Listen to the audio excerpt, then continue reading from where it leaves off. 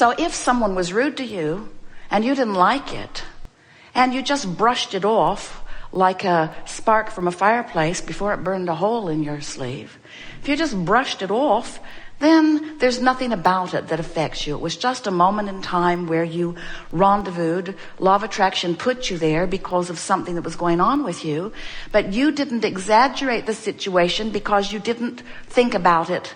You didn't ponder it. You didn't wonder what the ulterior motives were. You didn't discuss it with someone else. You didn't blog about it. You didn't email. You didn't write an article about it. You didn't put it in your journal. You didn't write it in your diary. You didn't make a computer note of it. You didn't make a captain's log of it. You didn't say, for all to remember from this point forward, on this day, that person was rude to me and I didn't like it. You didn't make a big deal about it. And because you didn't make a big deal about it, you didn't practice the vibration of it. And so you've brushed it off. And now, if you just brushed it off, then someone pretty much like that is going to show up pretty often in your experience because there's something going on in your vibration that attracts people like that showing up in your experience. They won't come more and they won't come less. They'll keep coming just like they've been coming because it happened and you just brushed it off. But if it happened and it made you feel bad and you pondered it for a moment, during the first few seconds of that, you launched a few rockets into your vortex of creation. You launched rockets that say, I deserve to be respected and I want to be respected and I want to treat others with respect and I want to feel good about life and I like to feel secure and I want to be secure in my experience and I want to be an emanator of love and I want to be an attractor of love and I want to experience the well-being that I was born and I want to know my worthiness. In other words, like rapid fire rockets going into your vibrational escrow. So now, all of that happened in the moment of your perception of being mistreated. But now, because you've launched all those rockets, just like in the previous statement that we offered to you, you launched the rockets, they were rude, you're experiencing the opposite of what you want, and in the moment this problem occurred, you put a solution into your vibrational reality, which is what precedes all realities. Another way of saying it is, you expanded because of this exposure to this person that you perceive to be treating you in a rude manner. But this time, you don't just flick it off. You don't just pretend that it didn't bother you. This time, you acknowledge that hurt. I felt negative emotion, which means I've got a habit of attraction that doesn't mesh with the pattern of attraction that I would like to be.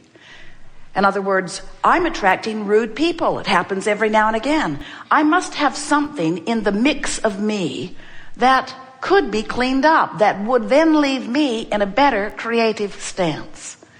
So you don't brush it off and you don't make it worse. You make it better. You give them the benefit of the doubt. You say something like, this wasn't personal.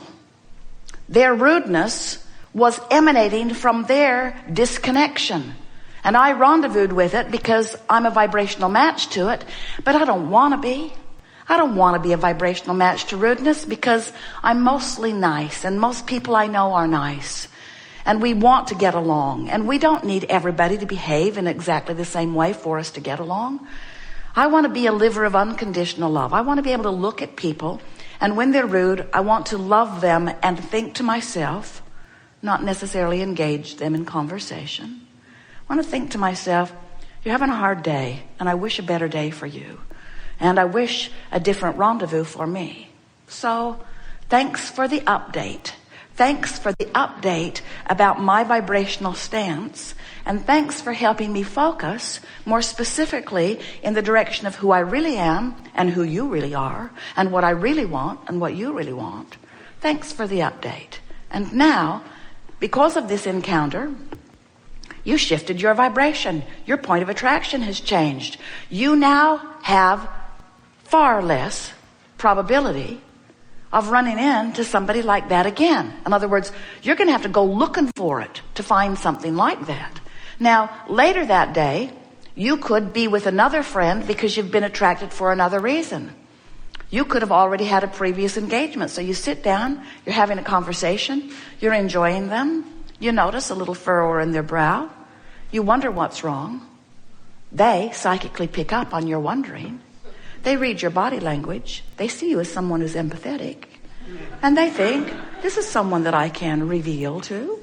And then they say, something very troubling happened to me. Now, you could flick it off. You could flick it off. You could get up from the table and run away fast. You could feel defensive. You could feel warning. You could feel uncomfortable. You could want to head it off. Or you could let it come as a consequence of your natural attraction. You could let this person vent to you, because in the venting of this person's problem, in the moment of the activation of the problem, you are going to launch an equal and equivalent solution. So you're going to benefit from this interaction no matter which way it goes, really. But then, once you launch the rocket, you've got some decisions to make. You can ignore it, which means you'll stay right there, and this friend will vent to you on a regular basis, and others probably too.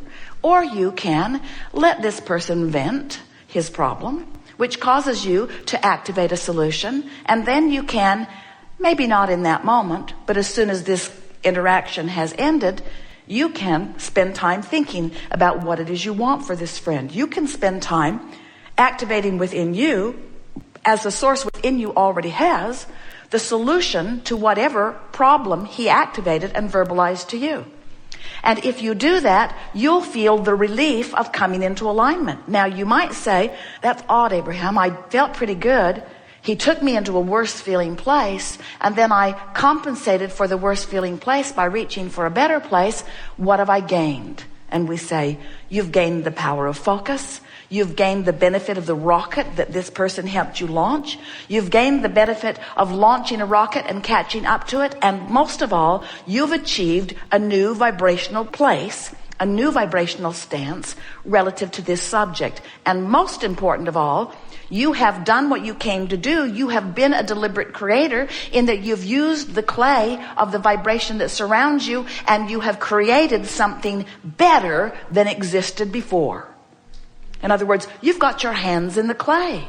We want you to understand that you don't want to avoid troubling people. You don't want to go looking for them either. But it is so helpful to understand that if something troubling comes into your experience, it's there for an important reason. It's active in your vibration. To condemn whatever came for coming when you ask for it, even though you didn't know you did, is the wrong way of going about it. To blame it for coming, them for coming, what they said, what they did, to blame them when it's active in your vibration is really barking up the wrong tree. What you want to do is receive it and feel with your emotions the vibrational validity. Does it harmonize with who I really am and what I want, or is it off? And if there's any negative emotion, it's off. And what does that mean? When it's off, you got to get it back on. And when something's off and you work to get it back on, not by changing the condition, but by changing your approach to it, when you get it back on, you tune your vibrational frequency to a better feeling place, and you set up your future manifestation to include less of that. And every time you do it, you sharpen your point of focus until you become this sort of laser beam of clear energy that just attracts nice people, complimentary people, benefiting people, loving people, interesting people. You become a beacon for those who are, now, you are already a beacon. You're already a beacon for who's ever coming. If you notice there's a lot of ornery people around you,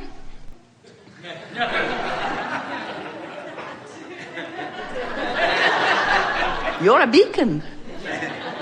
If you notice there are a lot of needy people around you, you're beckoning them in.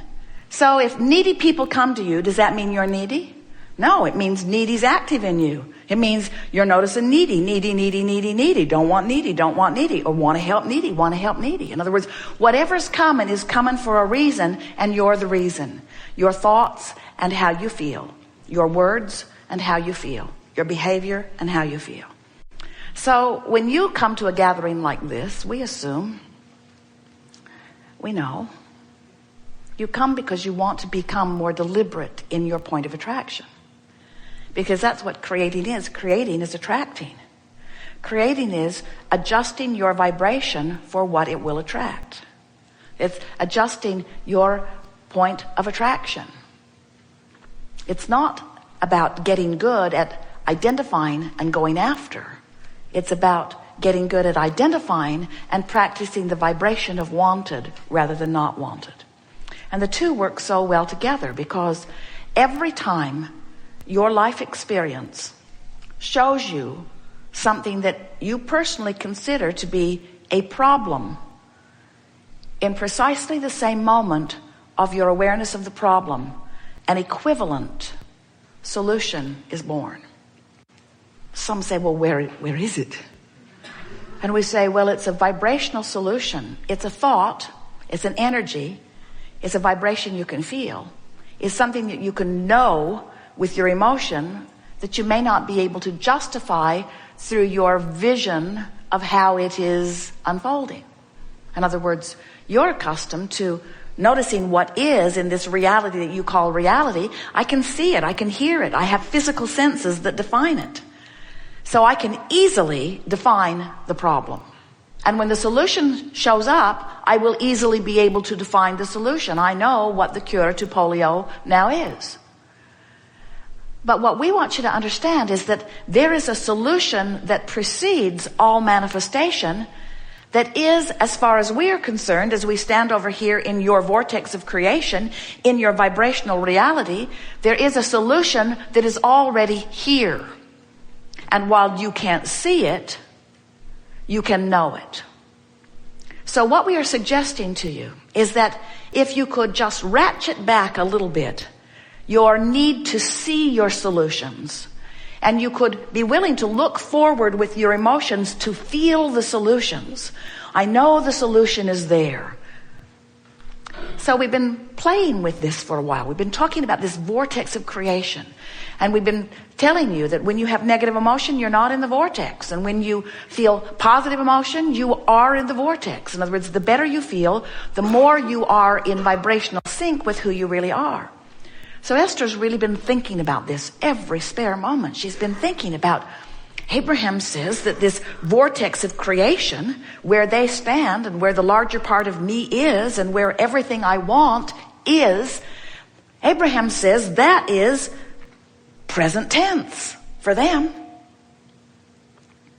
But me in my physical form, who is used to looking for what's manifested that others can see, historically documented, pigeonholed and cataloged, I'm used to calling this present tense. But Abraham says this is past tense from their point of view. And so then Esther says, oh, I'm going to get my thoughts around this. I'm going to see what's in that vortex. So she began visualizing, trying to imagine it. And we said, Esther, if you will not try so hard to see what you cannot yet translate with your eyes, if you will feel it, if you will feel for it, rather than need to make it the physical reality that can be seen, feel for it. So how does that translate? Well, feel for the well-being of your physical body rather than the visual. That's all right. If you can see the visual, good for you. But if when you reach for the visual, you see what is, it's not helpful.